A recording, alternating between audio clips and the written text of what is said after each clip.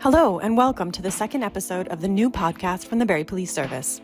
In each episode, we'll take you behind the badge, inside the calls, and out into the community to learn more about how the Barrie Police Service and our members are working with community citizens, local agencies, and other police organizations to improve community safety and enhance local well-being. We'll showcase the different units within our service, highlight important awareness days, and speak with members about initiatives that are underway within the Barrie Police Service. This podcast is hosted by Corporate Communications Coordinator Peter Leon and edited and produced by Corporate Communications Coordinator Janet Mays. In this month's episode, Communications Coordinator Peter Leon speaks with members of the Barrie Police Service about what it takes to become a police officer and the variety of backgrounds, career paths, and experiences that our members have before joining policing.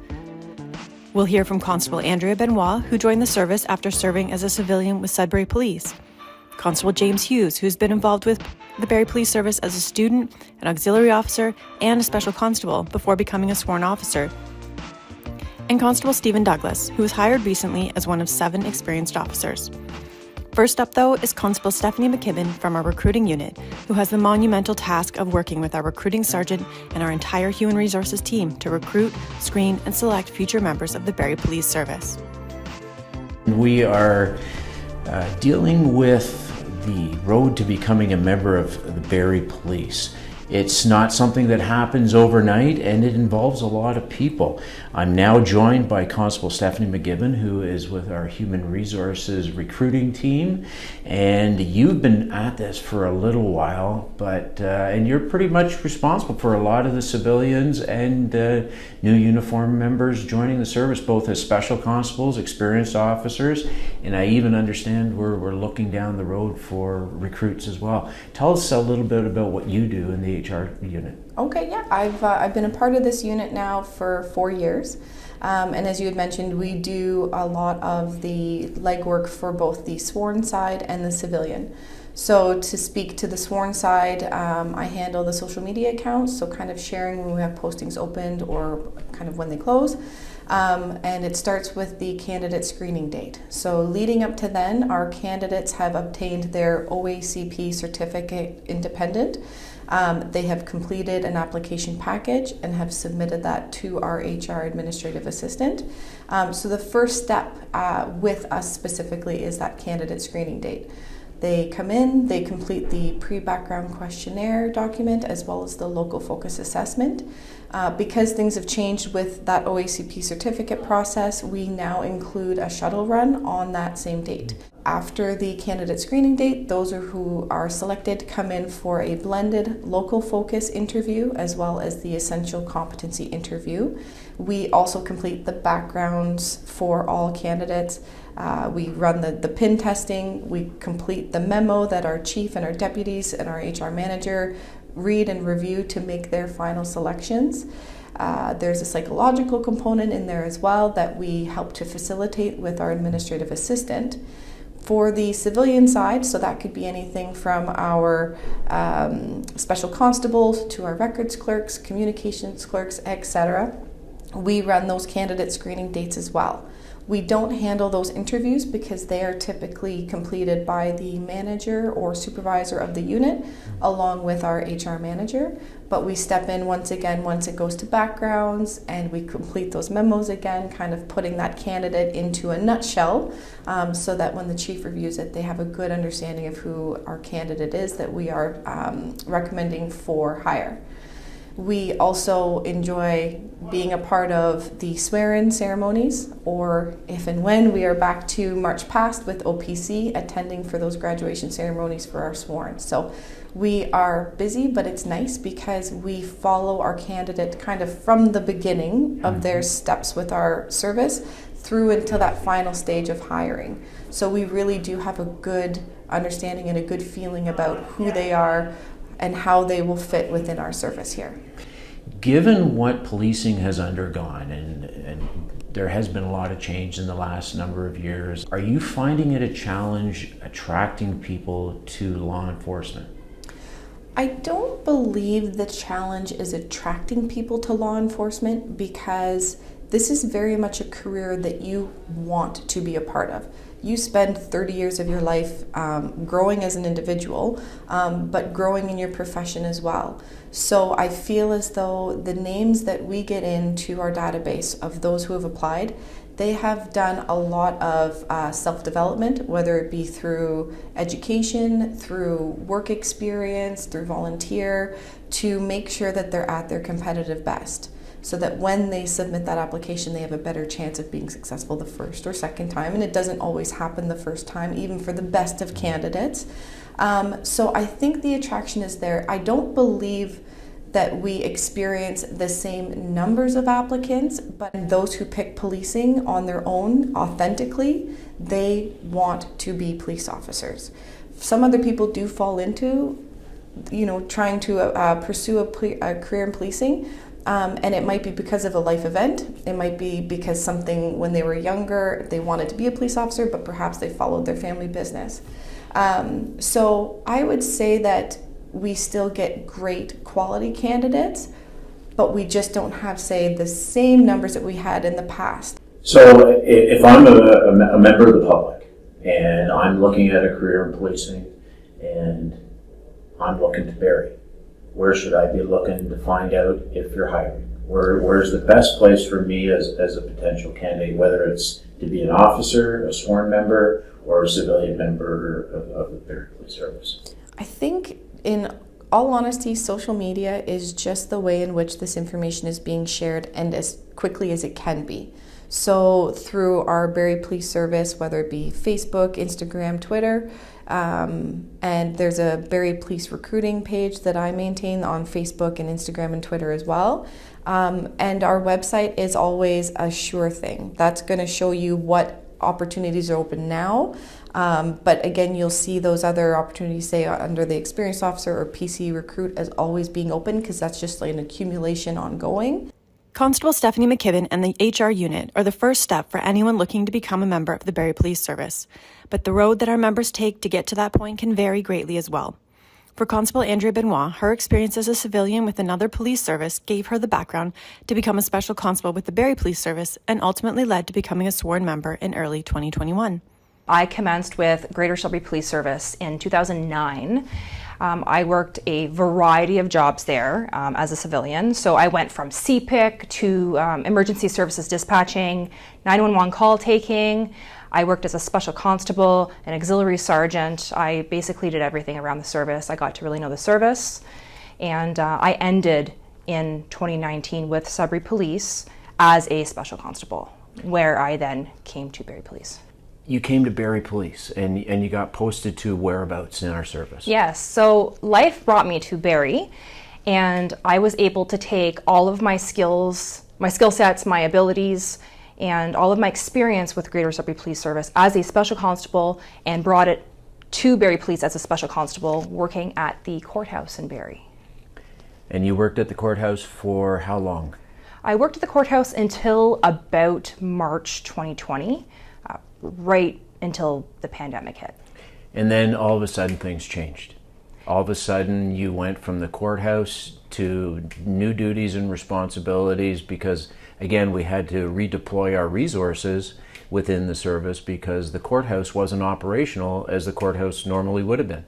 So your duties of transferring prisoners from the cell block area up to courtrooms and everything changed, and then you got redeployed here. Tell us a little bit about what you did with your new challenge here at headquarters. That's correct. So I went from a position where I'm basically specializing in prisoner management, where on a daily basis I'm watching over the safety and security of approximately, I would say, 60 plus persons in custody in a cell block, to now working at headquarters. There were requirements in place for COVID, for example, temperature taking and monitoring numbers of persons coming in and out of the building, and making sure that all the employees of Barrie Police Service were wearing their safety equipment during that time. So that's where I ended up coming into play. That's where I started to work.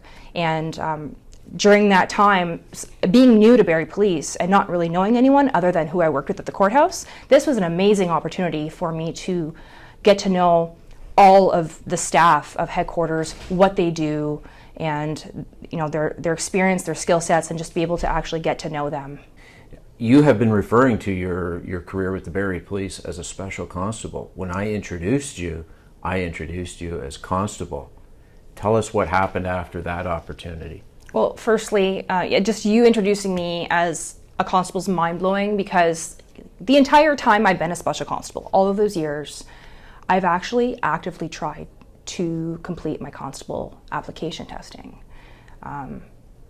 At the time, it was ATS, applicant testing services, that I had to go through. You learn to overcome adversity, and you keep persevering, and you keep pushing, just keep working away at it, gaining that experience, working different positions in the service, and getting to know the people. So once I put in my application for constable, the service got to see me as a staff member. They got to see my experience, my skill sets, what I bring to the service, and I was successful in my interviews. And then from there, I ended up going to Ontario Police College in January of 2021. And now you're out in the community and you're responding to calls for service. Obviously, last year we had an event that happened here in Barrie on July 15th, and you were working day shift that day. I was. Tell us about that. So, fresh out of Ontario Police College, sworn in as constable, I'm currently, at this time, assigned with a coach officer. So I'm still learning everything. It's information overload for me.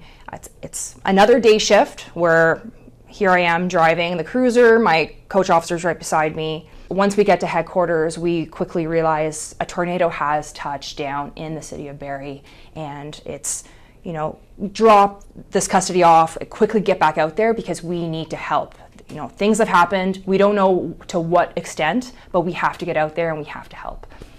So my coach officer and I ended up going to the south end of Barrie, and honestly, it's unbelievable seeing it from your own eyes.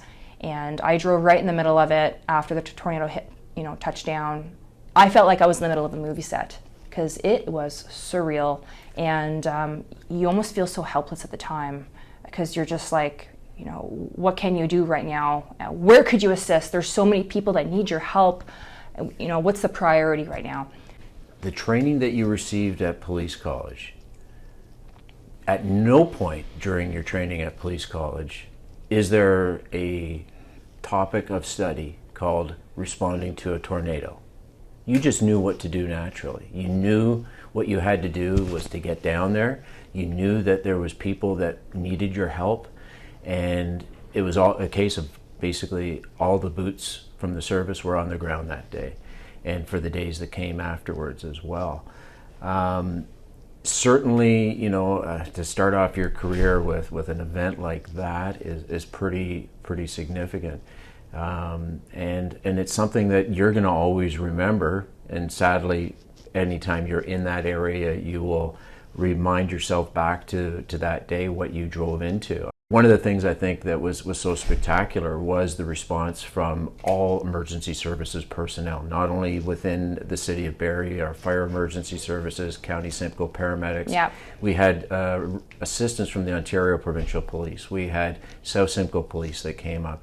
We had EMS from York Region. It truly was a team effort. It really was. And that is what policing is all about. And I think your years of experience with Sudbury and your opportunities here have certainly showed you that this is a job that we don't do alone. Ontario Police College was amazing, but it was a standardized type of education.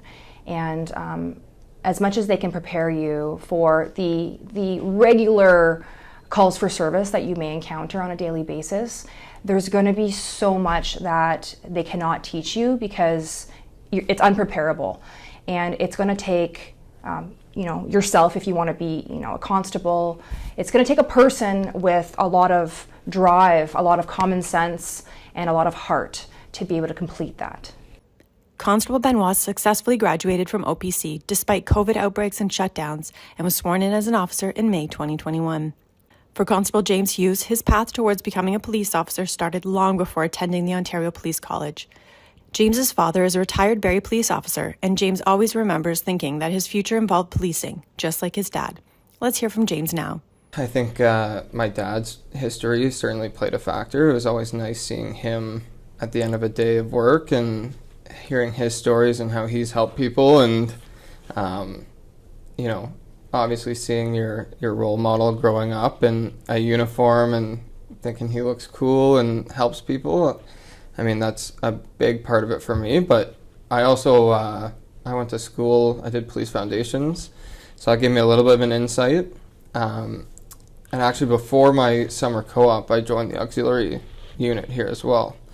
So that kind of, the auxiliary time, my summer co-op time, that kind of further pushed my interest into policing, and now I'm here. So I started off through a college program through Georgian College, and I did a placement here as a summer co-op student. So basically during that time, we assisted the community services unit.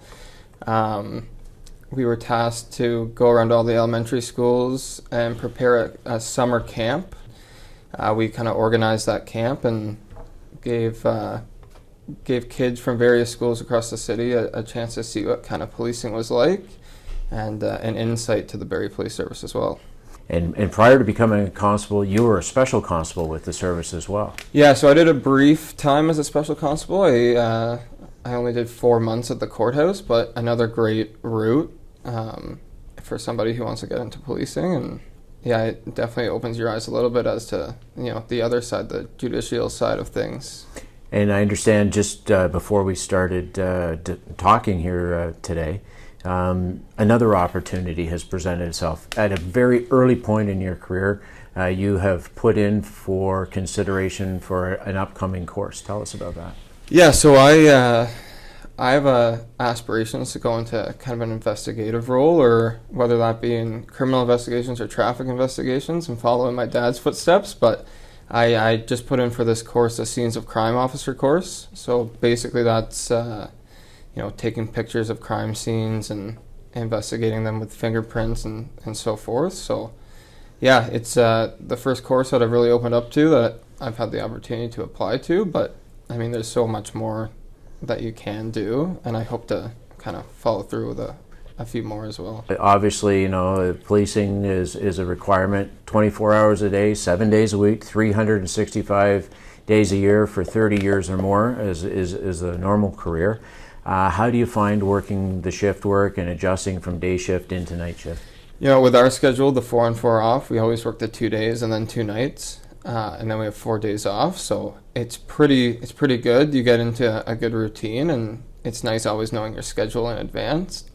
I also worked at RVH, our local hospital, doing security before getting hired as well, so that kind of eased me into the shift work a little bit. But it's unique seeing the city at different times. It's nice seeing how things are at different times and the hours. And now, one of the things that I can see on your uniform, and our listeners can't see, obviously, is a new piece of technology that you have probably had right from the outset of your career. It's right there in the middle of your chest, the body-worn camera. How do you find that when you encounter people in the community and you have to let them know that, hey, I'm wearing a body-worn camera, and what we're discussing here right now and today is being recorded? Yeah, so I had a very brief stint without the camera. So when I was training with my coach officer, it was 3 months, and I didn't have a camera. And my first day on my own is when I got my body-worn camera. So it's definitely a good tool for us, where people seem to be more accountable in their actions when they realize that we're recording, they're recording, and they can't kind of change the narrative of what we do because it's all documented on our system, right? So people are definitely more accountable that we have these, and I think it gives more of a positive reaction to our community as well, knowing that there is accountability on our side as well. That was Constable James Hughes speaking with Peter Leon. With a high number of officers retiring in 2021, the Barrie Police Service undertook a recruiting strategy that hadn't been used in more than 10 years. Putting out a call for experienced officers, the BPS looked to hire officers that had already served in another community, gaining confidence, experience, and knowledge that would allow them to join the BPS frontline patrol quicker than a new recruit. In June 2022, 7 experienced officers were hired from different services across Ontario, as well as the RCMP and the Anishinaabe Police Service. Constable Stephen Douglas was a 22-year veteran of the Toronto Police Service when he decided to apply for the experienced officer posting with Barrie. Let's hear from him now. Approximately a year ago, I moved to the Barrie area with my family, and it wasn't the plan to switch services. I planned on continuing with the Toronto Police Service, and one thing I was used to in Toronto was I lived in Toronto and I served the community in which I lived in, working in Toronto. And after moving to this area, it kind of felt odd not serving the community I was living in at the time, and I love the community here. And I was kind of looking for something new to do in my career in Toronto. I've been in my previous office for almost 7 years, and the opportunity for the experienced officer hiring program came up in Barrie, and I jumped at the opportunity and went through the hiring process, and was fortunate enough to be selected to be hired, and couldn't be happier to be here. You bring a lot of experience, and that is the whole focus of the Experienced Officer Program, is we are able to reach out to experienced officers and bring the best of the best to our city. I do, yes, I do. I spent a lot of time doing squad and investigative work, and now I'll be back answering radio calls in uniform, which is a challenge I'm very excited about, but I do feel that I can rely on a lot of experiences I've had in Toronto to assist with my work in uniform here in Barrie, and I'm hoping I'll be able to take that knowledge, those experiences, and pass them on to my fellow officers here in Barrie and assist in that way. You've got a few more days of training before they put you out on the road with a coach officer. It's probably been a while since you've had a coach officer with you, but how do you feel about getting out on the streets and seeing the way things are done here in the city? I'm very excited. Like you said, it's been a while since I've been in uniform, so it's a brand new challenge for myself, and looking forward to that. And on top of all of that, a new city to police in. Yes, I've been living in the Barrie area, but still, it's you have to know the city inside and out to police it properly. And I'm looking forward to that challenge and working with a coach officer to show me the ways. Again, not just the city, the streets, but technology's changed since the last time I've been in uniform. So it's a whole new challenge that's really exciting. I'm looking forward to. That was Constable Stephen Douglas with the Barrie Police Service. For Constable McGibbon, working in the recruiting unit is a unique position that allows her to follow the career of those she works to recruit. It must give you great pride, though, when you see somebody walking down the hall, whether it's a sworn member or a civilian, knowing that you played a very big part, that you and your partner were involved in that process that brought that person to our service. We're very lucky. This role, the recruiting police constable, has truly been my favorite role thus far in my career. As you had mentioned, kind of being an integral part of someone's start in their career, I mean, it is incredibly rewarding to me. Thank you to Constable Stephanie McKibben, Andrea Benoit, James Hughes, and Stephen Douglas for sharing their experiences in recruiting for the Barrie Police Service. And thank you, our listeners, for joining us to learn about how the Barrie Police Service is remaining committed to our community. To stay up to date on the Barrie Police Service, please follow us on Facebook, Twitter, and Instagram, or visit our website at barriepolice.ca.